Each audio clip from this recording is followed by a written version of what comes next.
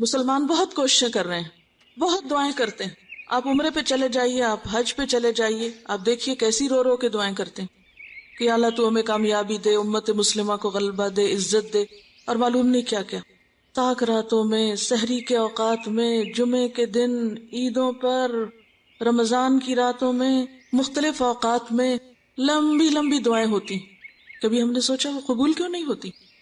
ہم سال ہر سال سے دعائیں مانگ رہے ہیں، ہمارے حق میں وہ دعائیں کیوں نہیں قبول ہوتی؟ ہمارے آنسو، ہمارے شوق اور ہماری ساری محبتیں کسی راہ کیوں نہیں لگتی؟ کیا وجہ ہے آخر؟ کبھی سوچا ہم نے؟ اس لیے کہ ہم ان دعاؤں کی قبولیت کے اہل نہیں رہے. اللہ تعالیٰ کسی پر نعمت یا انعام اسی وقت کرتا ہے جب وہ اس کا مستحق ہوتا ہے. تو اس استحقاق کے لیے، مستحق ہونے کے لیے، جب تک آپ کے اپنے اندر صلاحیت نہیں، اگر آپ میں طاقت ہی نہیں اور آپ کو وہ چیز اٹھوا دی جائے، آپ کے اندر صلاحیت ہی نہیں اور آپ کو وہ چیز دے دی جائے، کیا کریں گے آپ اس سے؟ کر سکتے ہیں کچھ؟ آپ اٹھا ہی نہیں سکتے. ایک من کا وزن ایک بچے کے سر پہ کیوں نہیں رکھا جا سکتا؟ اٹھا ہی نہیں سکتا. اللہ تعالیٰ کے یہ بڑے بڑے انعامات، ان کے ہم مستحق کیوں نہیں ہو پا رہے؟ اس لیے کہ صلاحیت ہی نہیں اٹھانے کی. سب سے پہلے صلاحیت پیدا کریں. عموماً ہمارا رویہ کیا ہوتا ہے کہ دین کا جو علم ہم نے سیکھ لیا، جتنا سیکھ لیا کافی ہے، اس سے آگے کی ضرورت نہیں. حالانکہ مومن تو محد سے لحد تک سیکھتا ہے. اب کتنا سیکھنا اس کی کوئی حد نہیں، کوئی لمٹ نہیں. لیکن جہاں پر بھی جتنا آپ کام کر رہے ہیں، اس کام کی نوعیت کے اعتبار سے آپ کے اندر صلاحیت کے ساتھ ساتھ کمپٹنس کا ہونا ضروری ہے، قابلیت کا ہونا ضروری ہے. اور پھر الحمدللہ مسلمانوں میں بہت سارے لوگ ایسے ہیں جو علمی اعتبار سے بہت بھاری بھرکم شخصیتیں ہیں. آپ کسی مدرسہ میں چلے جائیے، 8 سال کا کورس ہو رہا ہے، بڑے بڑے علماء اور فضلاء اس میں سے نکل رہے ہیں، بے شمار دینی مدارس ہیں، بہت سی دینی جماعتیں ہیں، لیکن کچھ فائدہ نظر نہیں آتا. وجہ کیا ہے؟ اس لیے کہ مسلمانوں کی کوششیں بکھری ہوئی کوششیں ہیں، منظم کوششیں نہیں ہیں، آرگنائزیشن نہیں ہے. ہر کوئی اپنی رو میں بہا چلا جا رہا ہے، اپنے ہی طریقے پہ دوڑ رہا ہے. ہم سمجھتے ہیں ہمارے دل میں چونکہ شوق ہے، محبت ہے، جذبہ ہے، ہم بہت عمدہ تقریر کرنا جانتے ہیں، ہم خوب لفاظی کر سکتے ہیں، ہم بڑے بڑے مجموعوں کو خطاب کر سکتے ہیں، ہم ان کو گرما سکتے ہیں، ہم تالیاں بجوا سکتے ہیں، ہم نعرے لگوا سکتے ہیں، اور اس سے شاید دین کا کام ہو جائے. اس سے نہیں ہوا کرتا. یہ صحابہ کرام کی سنت نہیں. کوئی ایک حدیث کبھی آپ نے پڑھی کہ صحابہ کرام مل کے سڑکوں پہ جا کے جلوس نکال کے نعرے لگا رہے ہیں اور اس سے کوئی تبدیلی آ رہی تھی معاشرے میں؟ نہیں. صرف احتجاج کرنے سے، صرف شور مچانے سے، صرف رونے دھونے سے، صرف شکایتیں کرنے سے کیا کسی قوم کی تقدیر بدلا کرتی ہے؟ ہرگز نہیں. تو آپ یہاں کیوں آئے ہیں؟ 2 مقاصد کے لیے. نمبر 1 مزید علمی قابلیت بڑھانے کے لیے، اور نمبر 2 منظم ہونے کے لیے. یہ دونوں چیزیں ہمیں ہمارا دین دیتا ہے. قابلیت محض علم میں اضافے کا نام نہیں، بلکہ اس کے ساتھ ساتھ آپ کے اندر کچھ کوالٹیز کا ہونا، کچھ صلاحیتوں کا ہونا، ایک مخصوص اخلاق کا ہونا بے حد ضروری ہے. وہ اخلاق آپ کو 5 پلرز آف اسلام سے ملتا ہے. ہماری جو 5 عبادات ہیں، یعنی ہمارے جو نماز، روزہ، حج، زکوٰۃ، توحید، جن کو ارکان 5 آپ کہتے ہیں، اگر ہم ان کی روح کو ہی جان لیں، اگر ہم ان کے مقصد کو ہی پا لیں، تو ہمارے اندر بہت صلاحیت پیدا ہو سکتی ہے. یعنی یہاں پر اگر آپ یہ سمجھیں کہ ہم آپ کو مثلاً فقہ کے بارے میں مزید معلومات دیں گے، کچھ اور کتابیں پڑھائیں گے، وہ تو اپنی جگہ، لیکن کمپٹنس یا قابلیت یا صلاحیت میں اضافہ محض معلومات کا اضافہ نہیں، جب تک کہ ایک مخصوص طریقہ کار اور مخصوص اخلاق نہیں. تو وہ کون سی چیزیں ہیں جو اس علم کے ساتھ آپ کے اندر آنی چاہیے؟ نمبر 1 توحید. توحید کیا ہے؟ توحید اللہ کو ایک ماننا ہے، اسے ہر چیز پر فوقیت دینی، اوپر رکھنا ہے. دوسرے لفظوں میں انسان غیر اللہ کی محبت، غیر اللہ کے خوف، غیر اللہ کی طرف سے ملنے والے مفادات، فائدوں اور ہر چیز سے بے نیاز ہو جائے. اس کی محبت، اس کی نفرت، اس کا جینا، اس کا مرنا، اس کی عبادت، اس کی قربانیاں، سب کچھ صرف اور صرف اللہ کے لیے ہو جائے. توحید دراصل نام ہے گاڈ اورینٹڈ لائف کا. اللہ کی طرف رخ کر لینا ہر معاملے میں، خوشی میں، غم میں، دکھ میں، درد میں، تکلیف میں، اس کے دل میں، اس کی یادوں میں، اس کے خیالات میں، اس کی سوچوں میں، اس کے آگے پیچھے دائیں بائیں، دن رات، ہر چیز میں اس کا دھیان ایک ہی طرف ہو، دوسری کوئی طرف نہ ہو۔ دوسری طرف دھیان جانے کا نام ہی شرک ہے۔ اگر آپ نماز اللہ کے لیے نہیں پڑھ رہے اور آپ کے دل میں یہ خیال آ رہا ہے کہ لوگ کیا کہیں گے اگر میں نے نماز نہ پڑھی، اور اگر میں نے اچھی سی نماز نہ پڑھی تو فلاں کیا کہے گا، تو یہ کیا ہے؟ دکھاوا کیا ہے؟ شرک۔ تو توحید تو نہ ہوئی آپ کی زندگی میں۔ اگر ہم لمبی لمبی نمازیں بھی پڑھیں اور بہترین نمازیں بھی پڑھیں لیکن ان نمازوں میں اللہ کی یاد نہیں اور وہ اللہ کی خاطر نہیں، تو ہم اس کا معنی ہے ابھی تک توحید کی لذت سے آشنا ہی نہیں۔ اور پھر صرف نماز نہیں، زندگی کے سارے کام جب تک ہم لوگوں کے ڈر سے کرتے ہیں یا لوگوں کی محبت میں کرتے ہیں، لوگوں کی خاطر کرتے ہیں یا لوگوں کو خوش کرنے کے لیے کرتے ہیں، تو اس کا مطلب یہ ہے کہ ہم ابھی توحید سے آشنا نہیں ہوئے۔ تو ہمیں ان دنوں میں اپنے اندر اس چیز کی پریکٹس کرنی کہ ہمارا ہر کام صرف اللہ کے لیے ہو جائے، اور بس صرف اللہ کے لیے۔ ہمارا لینا دینا، اٹھنا بیٹھنا، روکنا منع کرنا، کھانا پینا، چلنا پھرنا، جب خیال آئے کہ فلاں خوش ہوگا، جب خیال آئے کہ میں فلاں کو بہت اچھی لگوں گی یا فلاں میری تعریف کرے گا، تو بس وہیں اپنے آپ کو خود ٹھیک کرنا ہے۔ آپ کی تربیت کوئی دوسرا نہیں کر سکتا، آپ کی تربیت آپ کو خود کرنی۔ دوسرا آپ کو صرف گائیڈ کر سکتا ہے کہ آپ ایسا کریں اور ایسا کریں۔ مثلا اگر میں آپ کی اس وقت تربیت کر رہی ہوں، اگر آپ اس کو تربیت کا نام دیں، تو میں آپ کو صرف رہنمائی کر سکتی ہوں، میں آپ کے اندر دل میں نہیں گھس سکتی۔ آپ کے دل پر میرا اختیار نہیں، آپ کے دل پر آپ کا اپنا اختیار ہے، اور جب تک آپ اپنے اختیار کو اپنے لیے استعمال نہیں کریں گے اس وقت تک اصلاح نہیں ہو سکتی۔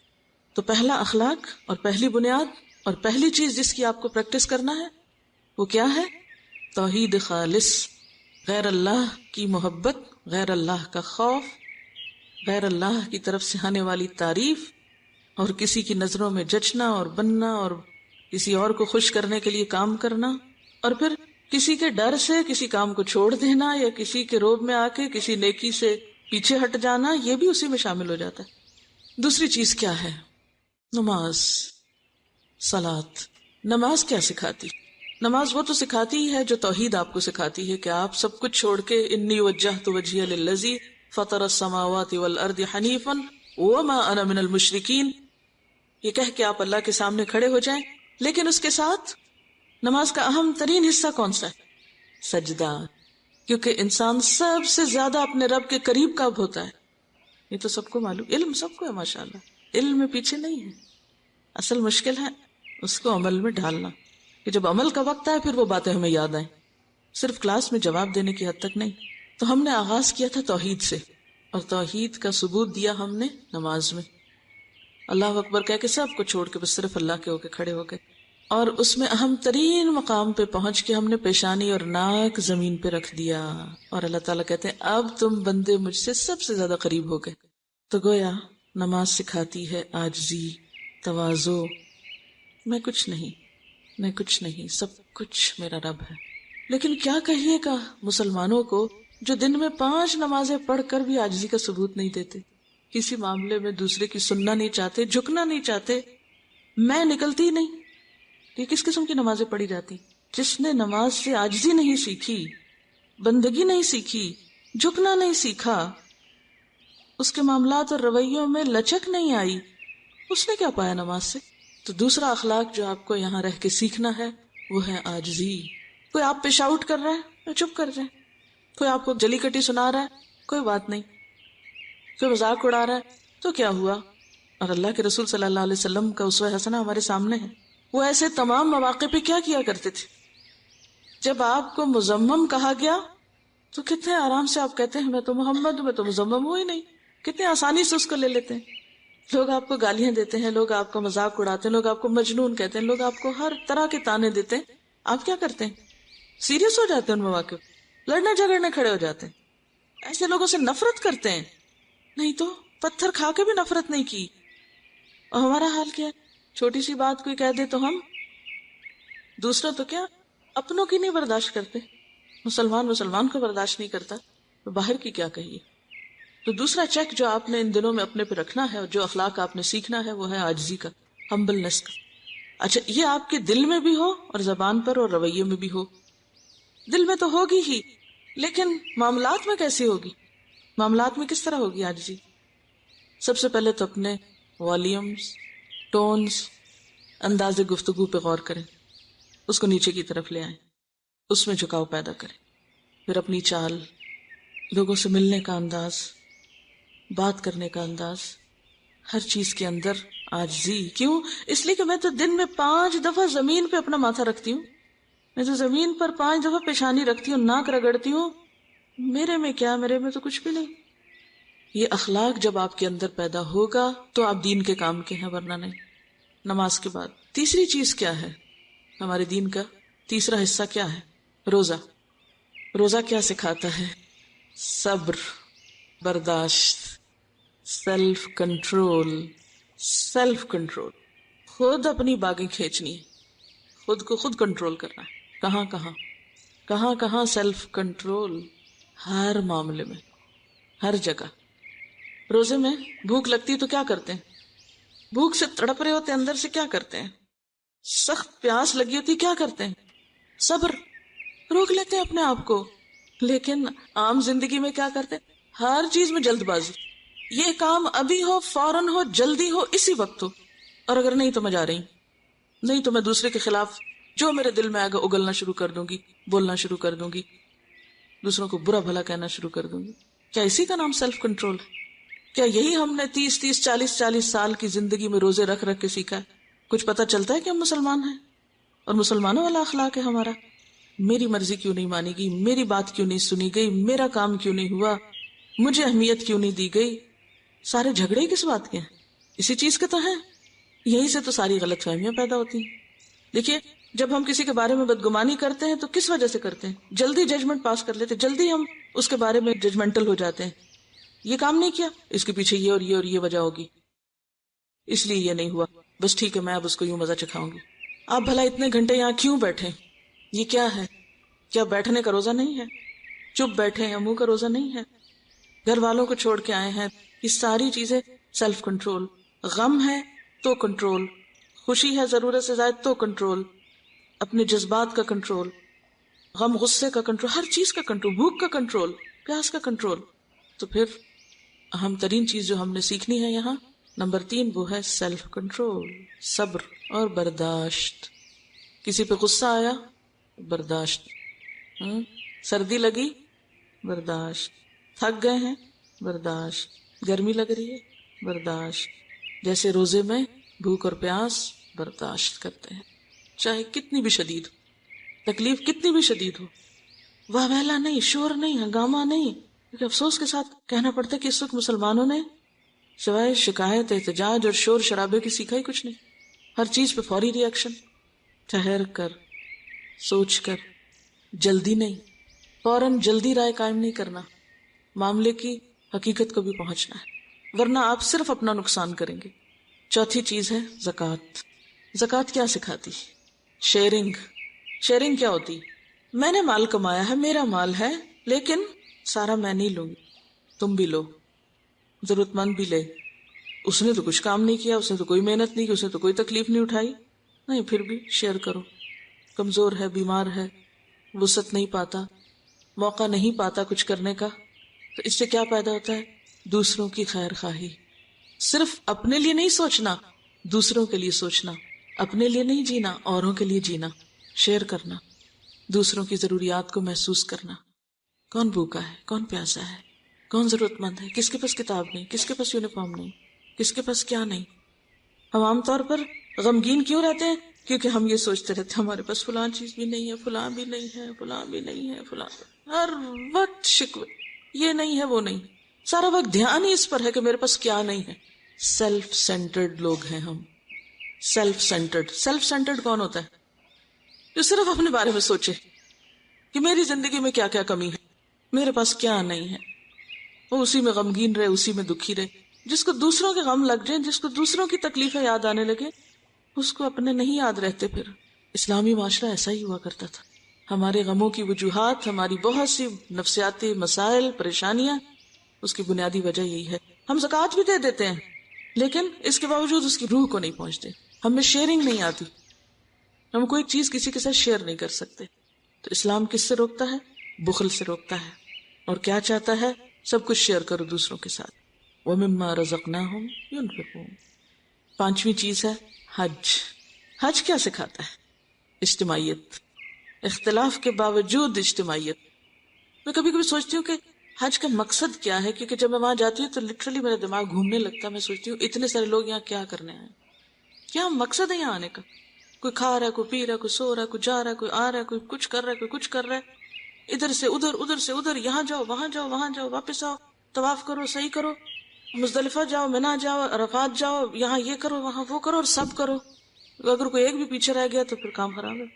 عرفہ نہیں گئے، حج نہیں ہوا. سب پہنچو عرفہ. عرفہ کیا چیز ہے؟ خالی میدان ہے. کوئی مونیومنٹ ہے وہاں؟ کوئی خاص نشانی؟ کچھ بھی نہیں. بس میدان ہے. آ جاؤ سارے اس میدان میں کٹھے ہو جاؤ. اجتماعیت. رنگ، نسل، زبان، عادات، مختلف چیزوں کے اختلاف کے باوجود اتحاد. کوئی غریب ہے، کوئی امیر ہے، کوئی کالا ہے، کوئی گورا ہے، کوئی عورت ہے، کوئی مرد ہے، کوئی جوان ہے، کوئی بوڑھا ہے، سب ایک جگہ. تم ایک ہو. تو پانچویں چیز جو ہمیں یہاں سیکھنی ہے وہ کیا ہے؟ ہم چاہے کسی بھی شہر سے ہوں، ہم کوئی بھی زبان بولتے ہوں، ہمارا کوئی بھی گھروں میں اسٹیٹس ہو، لیکن ہم سب کیا ہیں؟ ایک ہیں.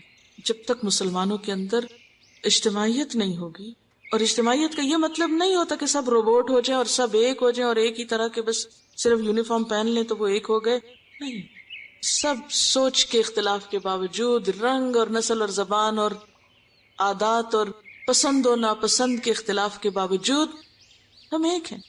ہم ایک جسم ہیں. اور جب تک اتحاد نہیں ہوتا، اتفاق نہیں ہوتا، اس وقت تک کوئی کام نہیں ہو سکتا. اب آپ دیکھیے ان سارے کاموں کو لانے کے لیے کیا چاہیے؟ نیت، ارادے کے ساتھ کوشش اور سخت محنت. یہ باتیں بھی محض سوچنے سے نہیں آئیں گی آپ کو کہ آپ نے سوچ لی اور وہ ہو گئی. یہ بھی کب ہوگا؟ جب آپ اس کے لیے محنت کریں گے، تکلیف اٹھائیں گے اور جمے رہیں گے اور اپنے وقت کا بھرپور استعمال کریں گے. آپ کو اپنی صلاحیت بڑھانا ہے کہ آپ اس وقت میں زیادہ سے زیادہ بہترین کام کریں. وقت کا صحیح اور بھرپور استعمال کرنا ہے. آپ کو ٹائم کو کس طرح گزارنا ہے؟ نمبر 1 درست طریقے پر، اور نمبر 2 یہ کہ اس سے پورا فائدہ اٹھانا ہے.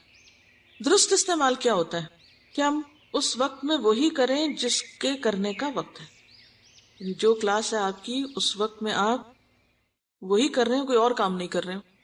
یہ نہیں یہاں بیٹھ کے آپ ٹیلی فون پہ میسجنگ کر رہے ہو. یہ درست استعمال نہیں ہوگا. جب آپ کلاس روم میں ہیں تو آپ کو کیا کرنا ہے؟ پھر توجہ سے سننا ہے. اور توجہ سے سننے کے لیے پھر آپ کو صبر اور برداشت چاہیے. بہت سے ایسے فیکٹرز ہو سکتے ہیں جو آپ کو ڈسٹریکٹ کریں، جو آپ کی توجہ ادھر ادھر کریں، لیکن پھر بھی آپ کو بھرپور طریقے سے اپنے کام کو کرنا ہے. تو آپ کو اپنے اس محدود وقت کا صحیح استعمال کرنا ہے اور بھرپور استعمال کرنا ہے. یہ وقت آپ کے پاس ایک خزانے کی طرح ہے. آپ اس کو خزانہ سمجھیں. جیسے مال ہوتا ہے نا، یہ مال سے بھی قیمتی چیز ہے آپ کے پاس. مال تو گم جائے، کھو جائے، ادھر ادھر ہو جائے تو دوبارہ آپ لے سکتے ہیں، آپ کو مل سکتا ہے، کمپنسیشن ہو سکتی. لیکن اگر یہ وقت گزر گیا تو یہ آپ کو دوبارہ نہیں ملے گا. یعنی اس کا یہ مطلب نہیں کہ سیکھنے کا کوئی اور چانس آپ کو نہیں ملے گا. سیکھنے کے کئی اور چانسز مل سکتے ہیں، مگر یہ جو چانس ملا ہے دس از دی اونلی چانس جو اسی وقت میں ملے گا. اور اس وقت کو گنوا دیا تو اس کے بعد یہ چانس نہیں ملے گا، یہ آپ کھو چکے ہوں گے. تو عقل مند کون ہے؟ جو اس چانس سے بھرپور فائدہ اٹھائے اور اس کو اسی کام میں گزارے، کسی اور چیز میں نہیں. ہم سب کے اندر کوئی نہ کوئی کمی ہوتی، اور بہت سے لوگوں کے ذہن پر تو وہ اتنی چھائی بھی ہوتی ہے کہ وہ احساس کمتری کا شکار ہو جاتے ہیں کہ میری زندگی میں اس چیز کی کمی ہے، اس چیز کی کمی ہے.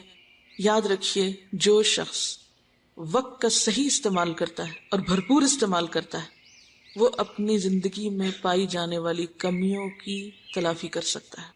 جو بھی زندگی میں کمی ہے آپ کی، اس سب کی تلافی ہو سکتی ہے اگر آپ اپنے وقت کا صحیح اور بھرپور استعمال کریں. میں یہاں لفظ صرف صحیح استعمال نہیں کہہ رہی، میں یہاں پر صحیح اور بھرپور استعمال کر رہی ہوں. یہ بھرپور کا لفظ آپ کو یاد رکھنا. بھرپور کا کیا مطلب ہے؟ پورا استعمال کرنا ہے. جیسے آپ کے پاس اگر کوئی مزیدار ڈرنک ہے جو آپ کو خواہش ہے پینے کی، تو آپ کیسے پیئیں گے اس کو؟ ایک ایک قطرہ اس کا پی جائیں گے. یعنی مزے کی چیز کو کیسے ہم لیتے ہیں؟ آخری قطرے تک اس کا، اور کچھ تو چاٹنے بھی لگ جاتے، پھر حسرت سے دیکھتے ختم ہو گیا۔ تو آپ کو ایک ایک لمحے کا پورا پورا استعمال، اس کو ادھر ادھر گرانا نہیں، اس کو پھینکنا نہیں، اس کو بچانا نہیں، اس کو چھوڑنا نہیں، پورا پورا استعمال کرنا ہے، صحیح فائدہ اٹھانا ہے اور پورا فائدہ اٹھانا ہے، صحیح فائدہ اور پورا فائدہ، ادھورا فائدہ نہیں۔